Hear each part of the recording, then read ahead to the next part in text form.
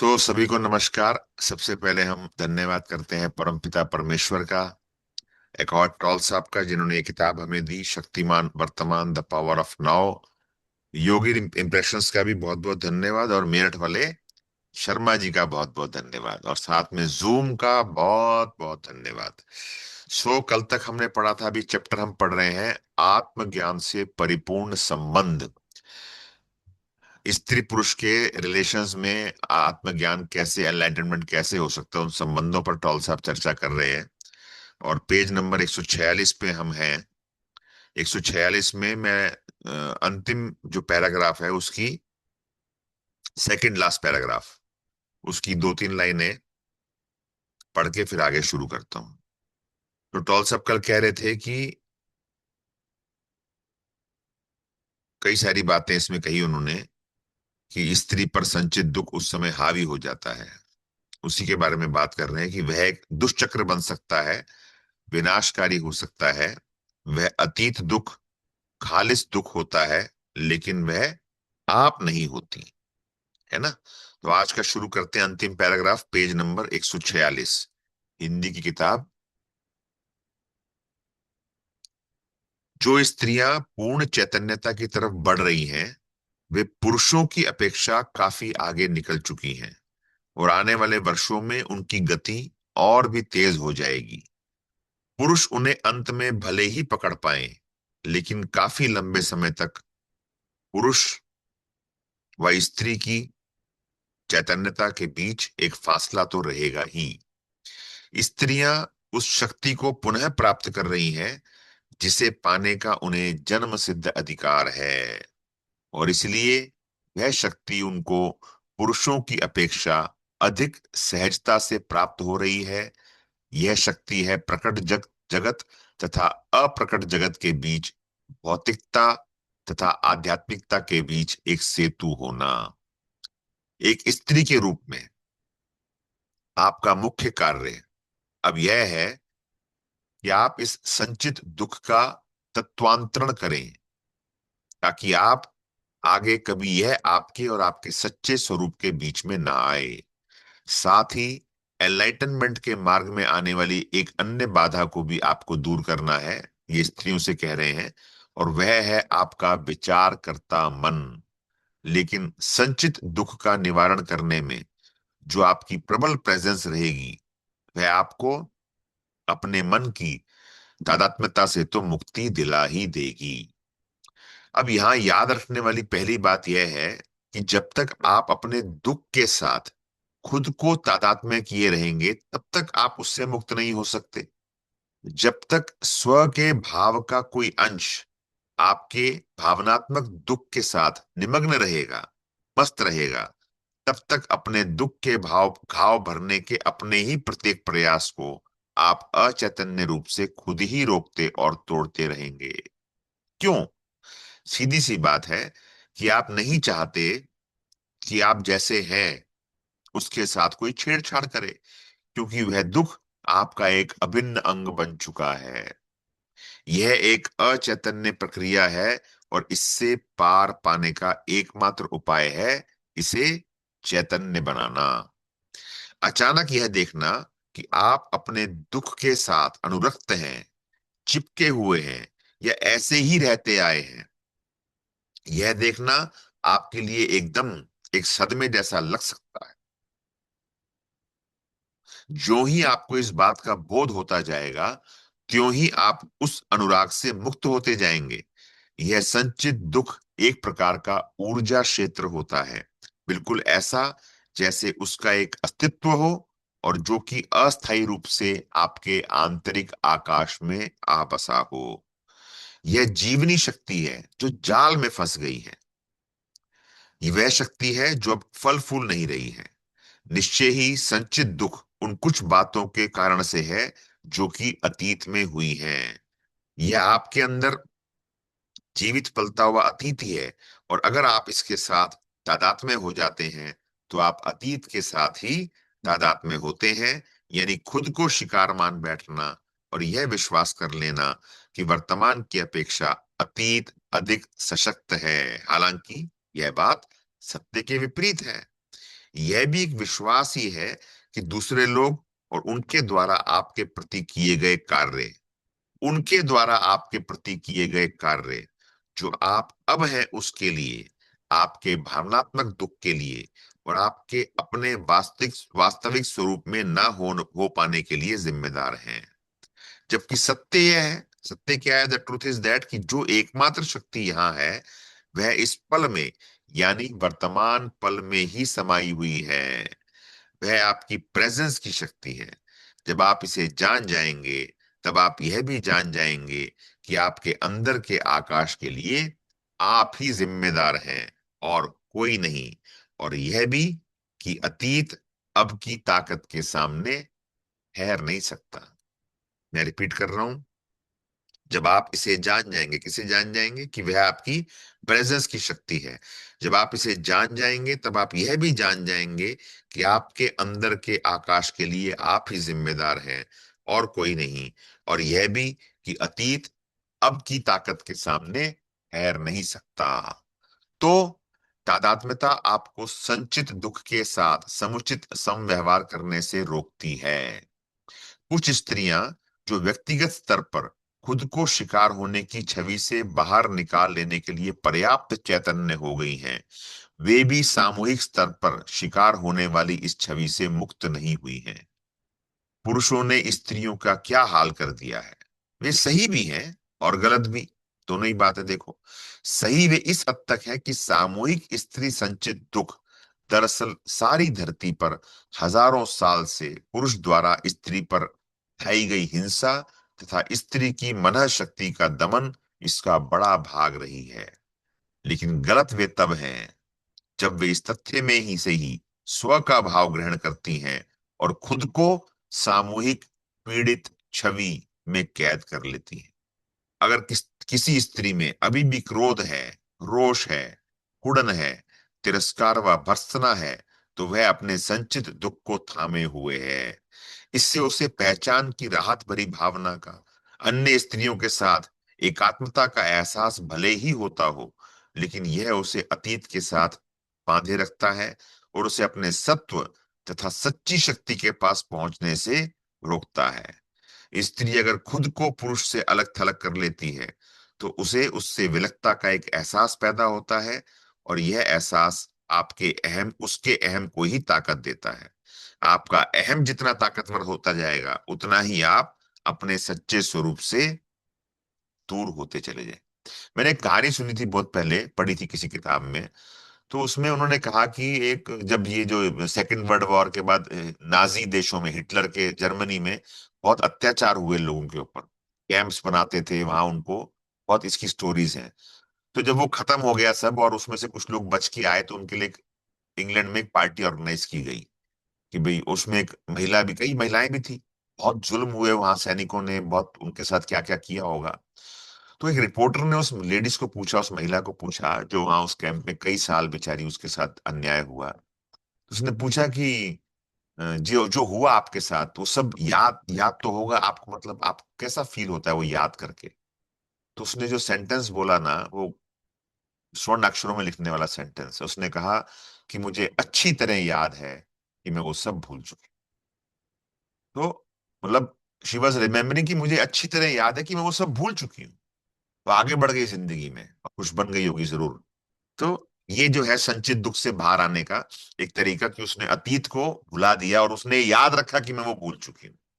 चलिए back to book. अब क्या है स्त्रियों के लिए यहाँ, इसलिए सेकंड पैराग्राफ पे हैं हम, 148 नंबर पेज हिंदी बुक का। इसलिए खुद को एक पहचान देने के लिए अपने संचित दुख का इस्तेमाल मत कीजिए।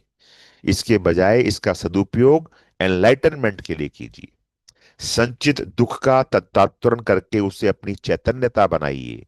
इसके लिए सबसे अच्छे अवसरों में से एक होता है मासिक धर्म का समय। मेरा विश्वास है कि आने वाले वर्षों में अनेक महिलाएं इस दौरान ही पूर्ण चैतन्यता की अवस्था प्राप्त करेंगी। आमतौर पर बहुत सी महिलाओं के लिए यह समय अचैतन्यता का होता है, क्योंकि ऐसे में सामूहिक स्त्री संचित दुख, ये बहुत खतरनाक चीज है, सामूहिक स्त्री संचित दुख उन पर हावी हो जाता है। जब आप चैतन्यता के एक निश्चित स्तर तक पहुंच जाते हैं, तब आप उसे कितना भी उलटना चाहें, लेकिन अचैतन्यता की ओर चलने के बजाय फिर आप अधिकाधिक चैतन्यता की ओर बढ़ते जाते हैं। हालांकि इसकी बुनियादी प्रक्रिया मैं बता चुका हूं, लेकिन मैं आपको इसे फिर से बताना चाहता हूं, और इस बार यह विशेष रूप से सामूहिक स्त्री संचित दुख के संदर्भ में होगा। अब जो अगले 2-3 पेज है ना, ये स्पेशली स्त्रियों के लिए हैं, और हम सब यहाँ पुरुष हैं। फिर भी हमारे घर में भी हमारी पत्नियां हैं, और जरूर हमने ये टॉपिक पर उनकी हेल्प करनी चाहिए। देखो आगे पढ़ो आप। जब आपको लगे, बैक टू बुक, जब आपको लगे कि मासिक धर्म का पहला स्राव आने को है, यानी जब आपको वह लक्षण लक्षण महसूस हो जिसे प्रायः मासिक धर्म से पूर्व वाला तनाव कहते हैं, यानी सामूहिक स्त्री संचित दुख, तो अत्यंत सजग हो जाइए और अपने शरीर में ही रहने की यथासंभव कोशिश कीजिए। जब मासिक धर्म का पहला लक्षण प्रकट हो जाए, तब आपको इतना अधिक सजग रहने की आवश्यकता होगी कि इससे पहले कि वह आप पर हावी हो जाए, आप ही उसे पहले पकड़ लें। उदाहरण के लिए, पहला लक्षण एक अचानक तेज चिड़चिड़ापन या क्रोध का आवेग हो सकता है, या वह एक पूरी तरह से शारीरिक लक्षण भी हो सकता है। वह जो भी हो, इससे पहले कि वह आपकी सोच या व्यवहार पर हावी हो जाए, आप ही उसे पकड़ लें। पकड़ने का सीधा सा अर्थ है अपने ध्यान का, तवज्जो का केंद्र उस पर फोकस कर देना। वह एक भाव है, इसके पीछे के बल को महसूस कीजिए। यह जान लीजिए कि वह संचित दुखी है।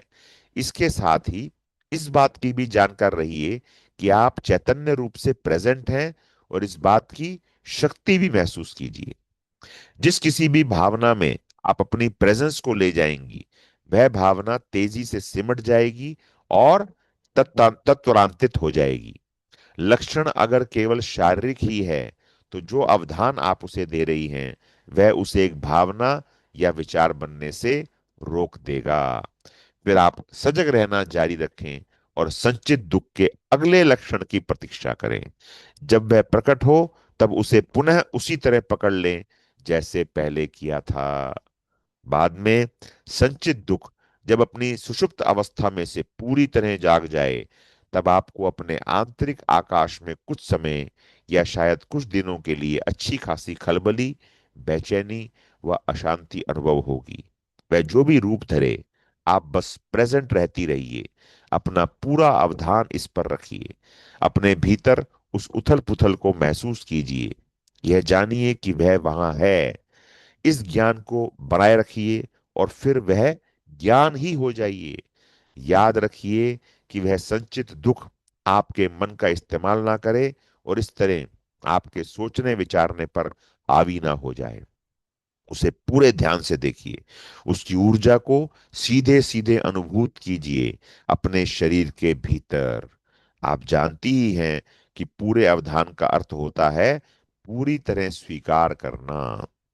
अवधान को कायम रखने और इस तरह जो है को स्वीकार करने से तत्वंतरण हो जाता है। संचित दुख रूपांतरित होकर कांतिमय चैतन्यता बन जाता है, बिल्कुल वैसे ही जैसे कोई लकड़ी अग्नि में या अग्नि के बिल्कुल निकट रख दिए जाने पर स्वयं को रूपांतरित करके अग्नि ही बना देती है। मासिक धर्म तब न केवल आपके नारित्व का एक आनंद व पूर्णता की अनुभूति बन जाएगा, बल्कि तत्वंतरण की एक ऐसी पवित्र अवधि भी बन जाएगा जिसमें आप एक नई चेतना को जन्म दे रही होंगी। तब आपका सच्चा स्वरूप दोनों ही रूपों में प्रदीप्त हो उठेगा। कौन से दोनों रूप हैं? देवी की तरह स्त्री रूप में भी, और उस दिव्य बींग के भावातीत रूप में भी, कि आप पुरुष स्त्री के द्वैत से भी परे हैं। यदि आपका पुरुष जोड़ीदार पर्याप्त रूप से चैतन्य है, तो वह आपको इस अभ्यास में सहायता कर सकता है जिसका वर्णन मैंने अभी अभी किया है। उस दौरान केवल सघन प्रेजेंस के आवेग को बनाए रखते हुए, जब जब भी आप अपने संचित दुख के साथ वापस अचैतन्य तादात्म्यता में गिरें, और शुरू में ऐसा होगा भी, तब तब अगर वह मतलब कौन? आपका जोड़ीदार जो चैतन्य है, तब तब अगर वह प्रेजेंट बना रहता है, तो आप उसकी इस अवस्था में बहुत जल्दी वापस आ मिलेंगी, क्योंकि वो चैतन्य है, वो प्रेजेंट है। यानी जब कभी भी संचित दुख अस्थायी रूप से हावी होगा, चाहे मासिक धर्म के दौरान या अन्यथा भी। देखो ये जो पॉइंट है ना, ये बहुत इंपॉर्टेंट है, क्योंकि हमारे घर में, मैं मेरे घर की बात करूं तो, मतलब अब हमारी उम्र ज्यादा हो गई, 50+ है। तो लेकिन जो लाइन लिखी है ना, जब कभी भी संचित दुख अस्थायी रूप से हावी होगा, चाहे मासिक धर्म के दौरान या अन्यथा भी, अदरवाइज भी जो होता है ना उनका, संचित दुख अस्थायी रूप से हावी हो जाता है उनके ऊपर, तब आपका जोड़ीदार आपको गलत समझने की गलती नहीं करेगा, भले ही आपके संचित दुख उस पर आक्रामक हो जाए। अब ये रिवर्स कर लीजिए आप अपने ऊपर, मैं अपने ऊपर कर लूं कि भले ही मेरी पत्नी का संचित दुख मुझ पर आक्रामक हो जाए, और शायद होंगे भी, तब वह यह मानते हुए आप पर प्रतिक्रियात्मक नहीं उठोगे, मतलब मुझे रिएक्शन नहीं करना है as a male, as a husband, कि आक्रामक आप ही हो रही हैं। ना ही वह नाराज होकर अलग हट जाएगा, और ना ही बचाव की मुद्रा में आ जाएगा, बल्कि वह सघन प्रेजेंस के आकाश को थामे व संभाले रखेगा। मतलब मेरा रोल क्या है इसमें, मैं बीच बीच में रुक रहा हूं, कि मुझे सघन प्रेजेंस के आकाश को थामे रखना है, संभाले रखना है, भले ही उसको कितना ही संचित दुख की वजह से मेरे पार्टनर को दिक्कत हो रही है। वापस बैक टू बुक। तत्व अंतरण के लिए किसी और चीज की आवश्यकता नहीं होती। अन्य समयों पर भी जब भी कभी वह अपने विचार प्रवाह के साथ खुद को तादात्म्य करने लगे, तब आप उसके साथ इसी तरह उसके साथ पेश आए, उसके अवधान को यहाँ और अब में लाकर उसे उसके मन से बाहर लाएं, और उस इस तरह उसे अपनी चैतन्यता में वापस आने में उसकी मदद करें। इस तरह आप दोनों के बीच, हस्बैंड एंड वाइफ के बीच, पति पत्नी के बीच एक विशुद्ध और उच्च बल का एक स्थायी शक्ति क्षेत्र उदित हो जाएगा, कमाल ही हो जाएगा। तब ना कोई भ्रम भ्रांति रहेगी, ना कोई दुख दर्द रहेगा, ना कोई द्वंद रहेगा, ऐसा कुछ नहीं रहेगा जो कि आप नहीं है। और ऐसा, ऐसी अवस्था में ऐसा कुछ भी नहीं रह सकेगा जो प्रेम नहीं है। यह दिव्यता की पूर्णता का प्रकटीकरण है, यही आपके संबंध का प्रयोजन है। यानी व्यक्तिगत पहचान की सीमाओं से परे चैतन्य की अवस्था का रहना। यह चैतन्यता का एक ऐसा भंवर बन जाएगा जो कि अन्य अनेकों को भी अपनी तरफ खींच लेगा। मैं 2 मिनट एक बात कहना चाहूंगा यहाँ पर। मैं एक ऐसे जोड़े को जानता हूँ, शायद शरद सर भी जानते होंगे, मैं नाम नहीं लेता। तो वो दोनों किसी एक योग विधि में जाते हैं, कई सालों से जाते हैं, और मैंने देखा है उनको कि कभी एक कभी डिस्टर्ब होता है तो दूसरा उसको वापस खींच लेता है उस तरफ, और दूसरा कभी डिस्टर्ब हो गया तो पहला उसे खींच लेता है। और वो इतने एनलाइटेंड लगते हैं मुझे जब भी मैं उनसे बात करता हूँ, मतलब कैसी कैसी परिस्थितियां उनके जीवन में आई, मगर आज देखता हूँ तो वो बहुत ही शांत, बहुत ही मस्त जीवन जी रहे हैं। पैसा ऊपर नीचे हुआ उनके साथ, लेकिन वो कभी भी उन्होंने कोई, मैंने देखा वो चैतन्य अवस्था, मैं अब समझ पा रहा हूँ, जो पढ़ रहा हूँ ना यहाँ, कि वो कैसी चैतन्य अवस्था में वो रहते रहते थे, कि एक डिस्टर्ब हो रहा है तो दूसरे ने उसको सेट कर लिया, दूसरा डिस्टर्ब हो रहा है पहले ने उसको सेट कर लिया। तो शायद यही सब चीजें उन्होंने कई की होंगी अभ्यास, किसी ऐसी संस्था से वो जुड़े हुए हैं जहाँ वो बहुत ज्यादा वहाँ एनलाइटेंड लोग हैं, और मैं भी गया उनके साथ कई बार।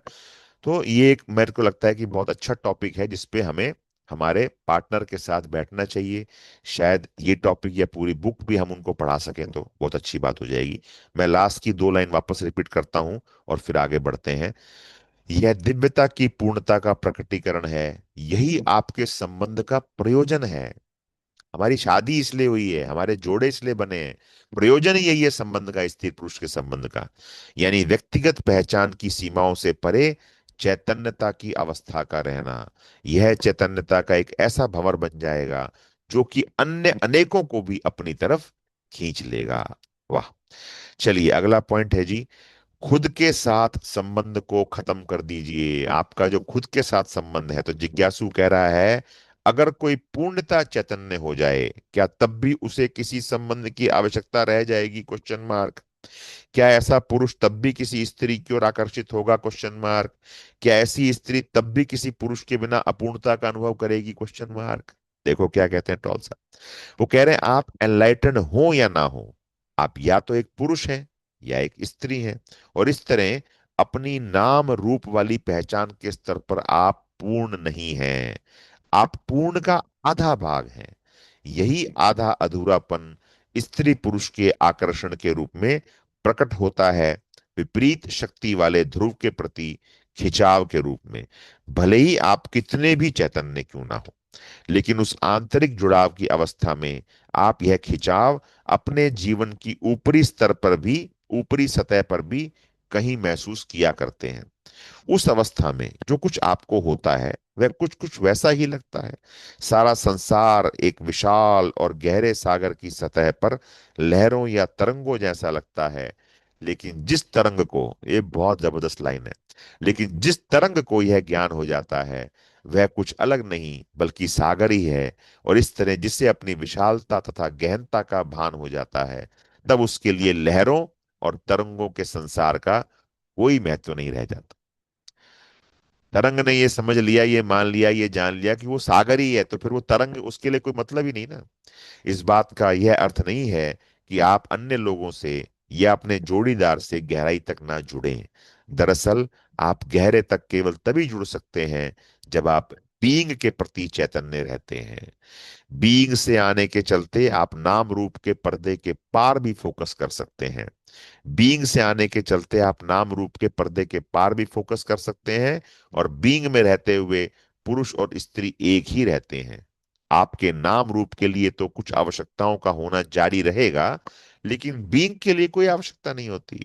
वह तो पहले से ही संपन्न है, संपूर्ण है। वे आवश्यकताएं पूरी हो जाएं तो अच्छी बात है, लेकिन उनके पूरे होने या ना होने से आपकी गहरी आंतरिक अवस्था पर कोई अंतर नहीं पड़ता। इसलिए किसी एनलाइटन व्यक्ति के लिए यह बिल्कुल संभव है कि यदि पुरुष या स्त्री वाला उसका आकर्षण पूरा नहीं होता है, तो अपने बाह्य जीवन में उसकी कमी महसूस करने के बावजूद वह पूरी तरह पूर्ण रहता है, परिपूर्ण रहता है, और भीतर से शांति में रहता है। अगला सवाल है जिज्ञासु का, क्या एनलाइटनमेंट की खोज में समलैंगिक होना क्या सहायक होता है या बाधा बनता है, या इससे कोई फर्क नहीं पड़ता? Question mark. देखो क्या कह रहे हैं। जब आप व्यस्क अवस्था में आते हैं, तब आपकी कामुकता यह मानने से कि आप औरों से भिन्न हैं, आपको विचार और व्यवहार के सामाजिक बंधे बंधाए तौर तरीकों से खुद को अलग करने के लिए जोर डाल सकती है। यह बात स्वतः ही आपकी चेतना के स्तर को उन अधिकांश अचैतन्य लोगों के स्तर से ऊपर उठा देती है, जो कि वंशानुगत रूप से प्राप्त तौर तरीकों को बिना कोई सवाल किए अंगीकार कर लिया करते हैं। ऐसी स्थिति में समलैंगिक होना मदद कर सकता है। किसी हद तक भारी होना, कुछ ऐसा होना जो दूसरों को मुनासिब ना लगता हो, या उनके द्वारा किसी भी कारण से ठुकरा दिया गया हो, यह जीवन को कठिन बना देता है। लेकिन जहां तक एनलाइटनमेंट की बात है, उसके लिए ऐसा होना आपके लिए लाभदायक रहता है, क्योंकि वह आपको अचैतन्यता से बलपूर्वक बाहर कर देता है। दूसरी तरफ, तब अगर आप समलैंगिक होने को अपनी पहचान का आधार बना लेते हैं, तब तो आप एक जाल से निकलकर खुद को दूसरे जाल में फंसा रहे होते हैं। तब आप अपनी भूमिकाएं और अपन काम धाम अपनी उस मानसिक छवि द्वारा दिए गए आदेशों के अनुसार करेंगे जो आपने एक समलैंगिक के रूप में बना ली है। तब आप अचैतन्य हो जाएंगे। अपने अहम के मुखौटे के अंदर आप उदास ही रहेंगे। लेकिन इससे भी आपको एक और अवसर प्राप्त हो सकता है। वो क्या अवसर है? बहुत चुभने वाला दुख भी आप में जागरण लाने का महान कार्य कर सकता है। जिज्ञासु क्या पूछ रहा है, अब क्या यह सच नहीं है कि किसी दूसरे व्यक्ति के साथ एक भरपूर संबंध स्थापित करने से पहले यह आवश्यक है कि आप खुद के साथ एक अच्छा रिश्ता बनाएं और खुद को प्रेम करें? Question mark.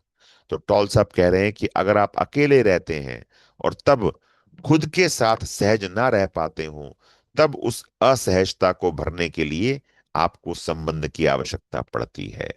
यह पक्का समझें कि उस संबंध में भी यह असहजता किसी न किसी रूप में पुनः प्रकट होगी, और उसके लिए शायद आप अपने जोड़ीदार को जिम्मेदार ठहरा दें। आपको केवल यह करने की आवश्यकता है कि आप वर्तमान पल को पूरी तरह स्वीकार करें। तब आप यहां और अब में सहजता महसूस करेंगे और खुद के साथ भी सहज रहेंगे। लेकिन क्या आपको अपने साथ रिश्ता बनाने की कोई जरूरत है भी? क्यों नहीं, आप जैसे हैं वैसे ही रह सकते। जब आप अपने साथ कोई संबंध स्थापित कर लेते हैं, तब आप दो में बढ़ जाते हैं, आप और आप, मैं और मुझे, कर्ता और कर्म। यही मनरचित द्वैत आपके जीवन की तमाम तरह की अनावश्यक जटिलताओं, पेचीदगियों और समस्याओं का मूल कारण हुआ करता है। एनलाइटनमेंट की अवस्था में आप होते हैं, मैं और मुझे मिलकर एक हो जाते हैं। है ना, यहां पर एक और वर्ड यूज कर सकते हैं आप, मैं और मेरा मिलकर एक हो जाते हैं। मैं और मेरा एक ही है, मैं और मुझे एक ही है। तब आप अपने गुण दोष विवेचक नहीं बन जाते। आप खुद के लिए अफसोस या खेद महसूस नहीं करते। आप खुद पर गर्व नहीं करते। आप खुद को प्रेम नहीं करते। आप खुद को नफरत या नापसंद भी नहीं करते, इत्यादि इत्यादि। अपना ही अपना सोचने वाली चेतना के कारण हुए वे दो फाड़ तब भर जाते हैं, उसका अभिशाप मिट जाता है। तब ऐसा कोई अहम शेष नहीं रह जाता जिसका संरक्षण करने की, जिसका बचाव करने की और जिसे खुराक देने की आपको आवश्यकता पड़ती हो। जब आप एनलाइटेंड हो जाते हैं, तब एक ऐसा रिश्ता होता है जिसे आप फिर आगे नहीं चलाते हैं, खुद के साथ रिश्ता। एक बार जब यह रिश्ता जब छूट जाता है, तब आपके सभी संबंध प्रेम के संबंध हो जाते हैं। तो संबंधों के ऊपर पिछला ये अध्याय बहुत गहन अध्याय, बहुत सोचने वाला अध्याय, बार बार पढ़ने वाला अध्याय, और जो अभ्यास दिए हैं इसमें उनको करने वाला अध्याय रहा, मुझे ऐसा लगता है। तो अब बढ़ते हैं हम अध्याय 9 की तरफ, जिसका नाम है सुख दुख के पार है शांति। क्या कह रहे हैं टॉल साहब कि भले बुरे के पार है उच्चतर भलाई। तो जिज्ञासु पूछ रहा है कि सुख और आंतरिक शांति में क्या कोई अंतर है जी? सुख और आंतरिक शांति में क्या कोई अंतर है? तो टॉल साहब कह रहे हैं हाँ, सुख तो स्थितियों के सकारात्मक व अनुकूल हो जाने पर निर्भर करता है, लेकिन आंतरिक शांति किसी पर निर्भर नहीं रहा करती है जी। एसी चल रहा है तो बड़ा मजा आ रहा है, तो वो सुख हो गया, लेकिन वो किसी परिस्थिति के ऊपर डिपेंड हो गया ना। लाइट चली गई, अभी एसी बंद हो गया, तो वापस दुखी हो गए। तो सुख जो है वो टॉल साहब कह रहे हैं कि स्थितियों के सकारात्मक व अनुकूल हो जाने पर निर्भर करता है, लेकिन आंतरिक शांति किसी पर निर्भर नहीं रहा करती। तो फिर जिज्ञासु पूछ रहा है, क्या क्या यह संभव है कि हम जीवन में केवल सकारात्मक स्थितियों को ही आकर्षित करें? Question mark. अगर हमारी प्रवृत्ति और हमारी सोच हमेशा ही सकारात्मक रहे, तो हम केवल सकारात्मक घटनाओं और स्थितियों को ही पैदा करेंगे, क्या ऐसा नहीं है? Question mark. अब टॉल साहब भी सवाल पूछ रहे हैं, देखो क्या पूछ रहे हैं। क्या आप सच में जानते हैं कि सकारात्मक क्या होता है और नकारात्मक क्या होता है? क्या पूरी तस्वीर आपके सामने रहती है? बहुत से ऐसे लोग हैं जिनके लिए सीमितता, असफलता, हानि, रोग या किसी भी रूप में दुख दर्द होना उनके सबसे बड़े शिक्षक सिद्ध हुए हैं। इन्हीं स्थितियों ने उन्हें सिखाया है अपनी झूठी छवि को तिलांजलि देना और दिखावटी अहम द्वारा तय किए जाने वाले लक्ष्य और इच्छाओं को छोड़ देना। इन्हीं स्थितियों ने उन्हें गहराई दी है, विनम्रता दी है, करुणा दी है। इन्होंने ही उन्हें अधिक सच्चा व खरा बनाया है। जब कभी भी कुछ नकारात्मक आपके प्रति घटित होता है, तो उसमें छिपा हुआ कोई गहरा सबक हुआ करता है, भले ही उस समय वह आपको दिखाई ना देता हो। यहां तक कि कोई छोटी बीमारी या कोई छोटी मोटी दुर्घटना आपको यह दिखा और बता सकती है कि आपके जीवन में क्या वास्तविक है और क्या अवास्तविक, कि आखिर में क्या महत्व और मायने रखता है और क्या नहीं। विहंगम दृष्टि से यदि पूरी तस्वीर देखें, तो स्थितियां हमेशा ही सकारात्मक होती हैं, लेकिन फिर भी सार संक्षेप में वे ना तो सकारात्मक होती हैं और ना ही नकारात्मक। वे तो बस होती हैं, जैसी भी वे हैं।